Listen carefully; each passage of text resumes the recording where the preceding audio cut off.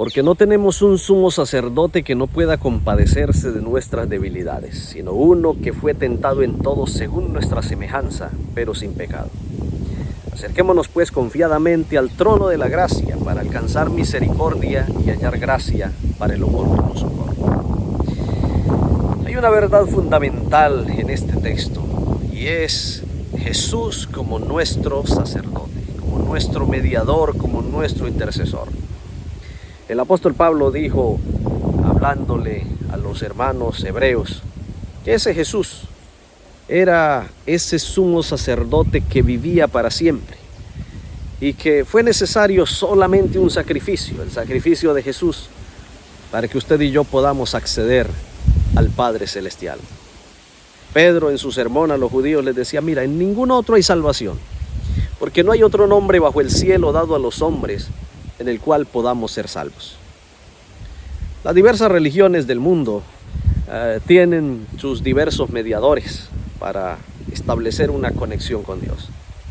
En el tiempo antiguo los griegos pensaban que la palabra, el verbo, era como un asunto de divinidad que conectaba al ser humano con Dios y se convertía como en un mediador, un puente entre Dios y los hombres. Y entonces por eso tenían allí el Areópago, el lugar donde se juntaba la gente a dar el discurso, a través del verbo, a través de la palabra, tener como ese acercamiento a la divinidad. Otras religiones orientales tienen sus dioses, sus semidioses, que hacen ese punto de intercesión entre Dios y los seres humanos.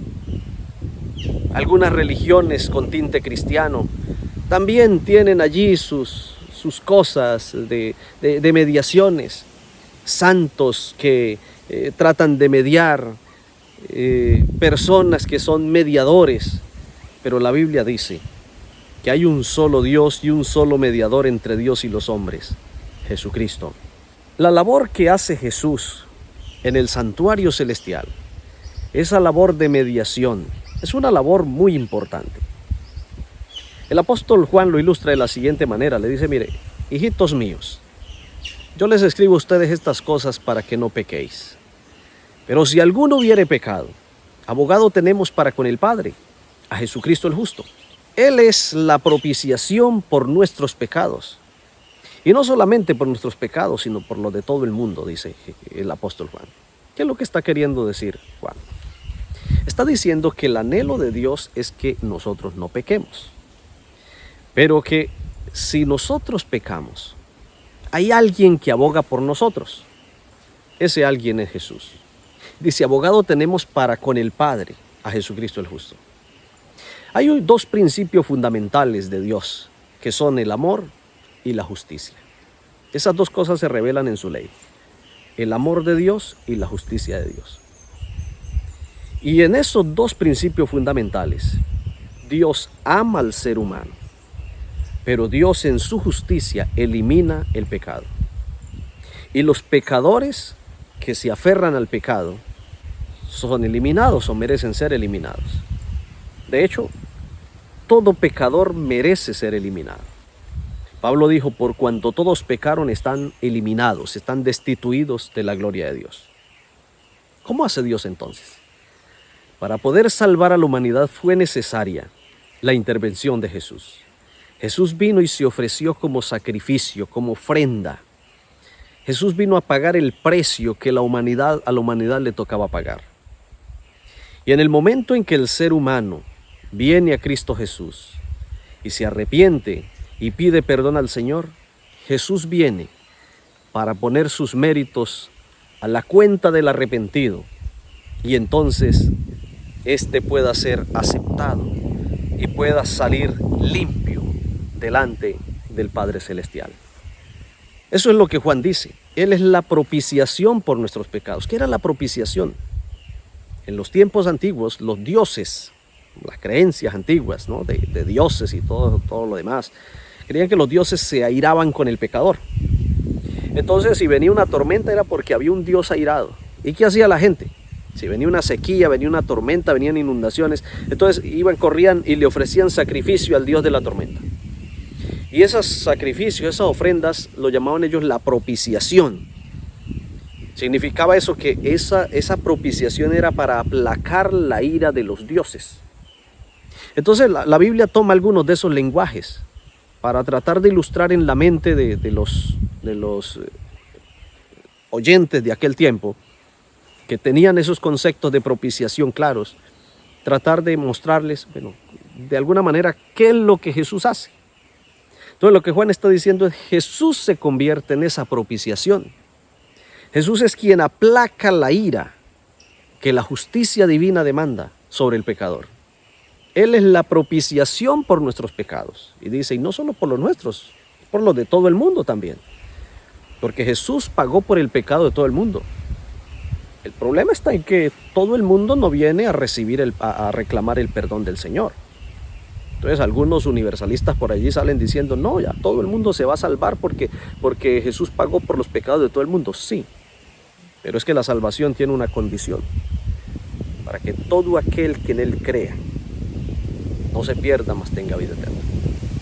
Entonces Juan dice, Jesús es la propiciación, no solo por nuestros pecados, sino por los de todo el mundo.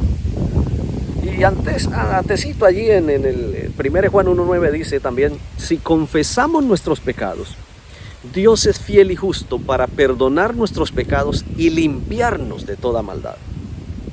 Así que Jesús no solo nos perdona, Jesús también hace el proceso de limpieza en nuestra vida. Él está allí pendiente para limpiar nuestras mentiras, limpiar nuestro egoísmo, limpiar nuestro orgullo, ir eliminando eso de nuestra vida y que cada día nuestro carácter se asemeje más al carácter de Cristo Jesús. Así que es muy importante la labor que hace Jesús, porque Jesús de alguna manera es el encargado de legalizar nuestra entrada al reino de Dios. La verdadera justicia indicaría que nosotros necesitamos pagar con la muerte eterna por nuestros pecados. Pero ahora Jesús entró como nuestro abogado para decir, yo aquí pongo mi vida en favor de este que se ha arrepentido. Yo he satisfecho la demanda de la justicia, yo he pagado el precio del pecado. Y entonces todo aquel que se aferra a Cristo Jesús puede obtener la salvación en el Señor. Por eso es importante cuando Jesús mencionó y dijo, el que creyere y fuere bautizado, ese será salvo, pero el que no creyere será condenado.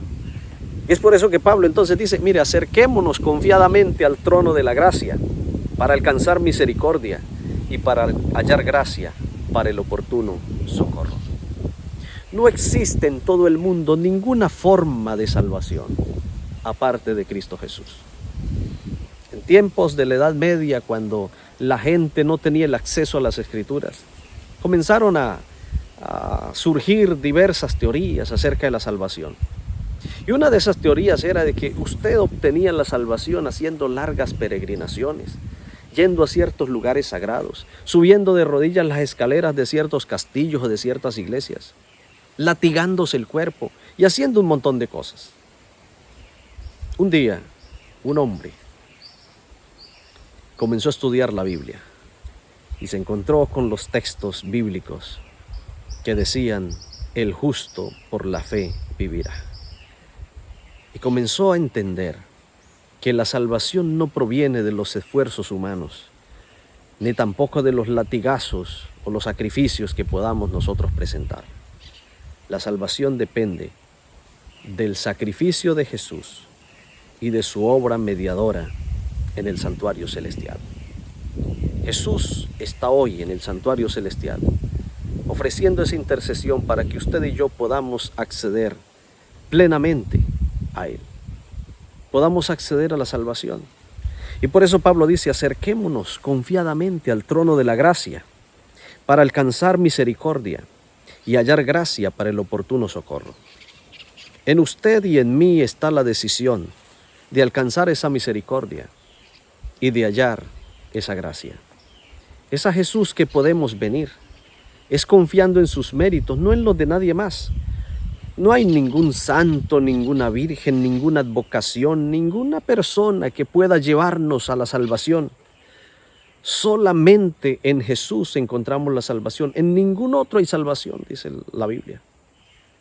La Biblia menciona que un día la gracia terminará y que un día el Señor Jesús se levantará de ese santuario celestial y la gracia no será más. Y entonces usted y yo habremos hecho la última decisión de nuestra vida. Por eso es necesario aprovechar este tiempo, cuando todavía Jesús tiene sus puertas abiertas diciendo: he aquí yo estoy a la puerta y llamo. Si alguno oye mi voz y abre la puerta, entraré a él, cenaré con él y él conmigo.